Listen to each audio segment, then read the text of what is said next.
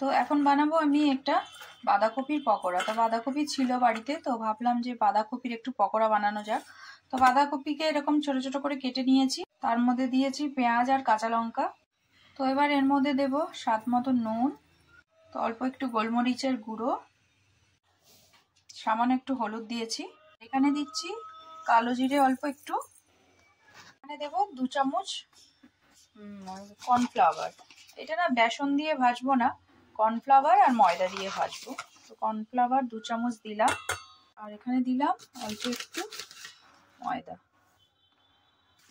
ময়দা দিয়ে মানে এটা ভাজলেও ভালো হয়। দেবো টেস্ট হওয়ার জন্য একটুখানি ম্যাগি মশলা দিয়ে দেবো, একটুখানি টেস্টটা ভালো আসবে। দিয়ে এবার এটাকে মেখে নেব। অল্প একটু জল দিয়ে দিয়ে মাখতে হবে, নাহলে বেশি জল দিয়ে দিয়ে আবার পাতলা হয়ে যাবে। তো এখানে আজকে আমার বাঁধাকপি ছিল ঘরে, তাই বাঁধাকপি দিয়ে করছি। তো এর মধ্যে অনেক কিছু সবজি দেওয়া যায়, গাজর, ক্যাপসিকাম সব দিয়েও করা যায়, ওটাও ভালো হয়। তো চলো এটাকে এরকম একটুখানি শক্ত শক্ত করে এরকম করে মেখে নিতে হবে, নাহলে বড়াটা ভাজা যাবে না। এরকম ছোট ছোট করে মেখে নিতে হবে ভালো করে, যেন হাতে ইয়েটা হয়, মানে গোল গোল বলের মতন শেপটা আসে। এই যে হয়ে গেছে, এই দেখো এরকম করে দিলে ছাড়বে না। আর এখানে হানি কি করছে দেখো, এগুলো কেন বার করেছো? দেখো এখানে পুরোনো বই খাতাগুলো, এগুলো আমি এক জায়গায় একটা ব্যাগে রেখেছি, এখানে সব বার করেছে। এগুলোকে এখন বার করুন, এর মধ্যে রেখে দাও। এগুলো এখন লাগবে না, ওগুলো এখন এগুলো লাগবে না। তো এগুলো সবগুলোতে পেজ আছে। এখানে আসো, তোমাকে টিফিন দিয়ে দিয়ে। এখানে দেখো ওকে রোল বানিয়ে দিয়েছি, তাড়াতাড়ি খেয়ে নাও, এটা ঠান্ডা হয়ে যাচ্ছে। চলো ফ্রাই প্যান বসিয়ে দিয়েছি, আর দিয়ে দিয়েছি অল্প একটু সাদা তেল। তো এবার বড়াগুলোকে ছোট ছোট করে দিয়ে দেবো। কড়াইতে দিলাম না, এটাতে হলে একটু অল্প তেল লাগবে, না হলে বড় কড়াইতে হলে একটু বেশি তেল লাগবে। অল্প তেলেই ভাজবো। এই যে এরকম একটু ছোট ছোট করে দিয়ে দেবো।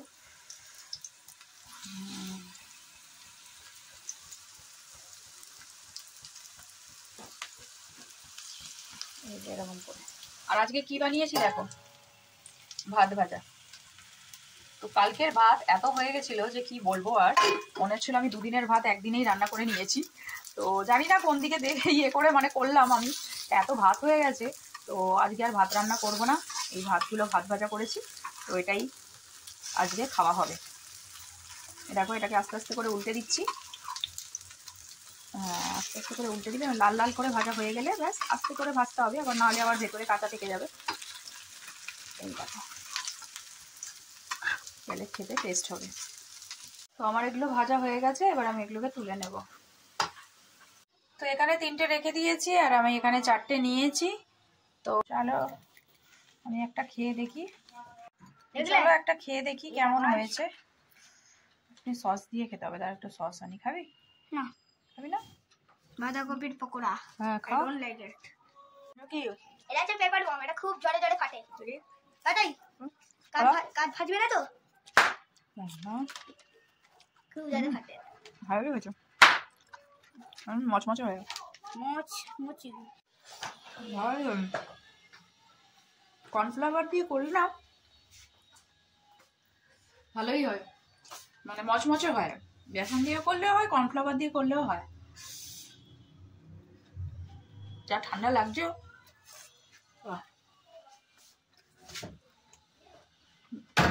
ভাবলাম পকোড়া খাওয়া যাক। কোথায় রাখলাম সসও?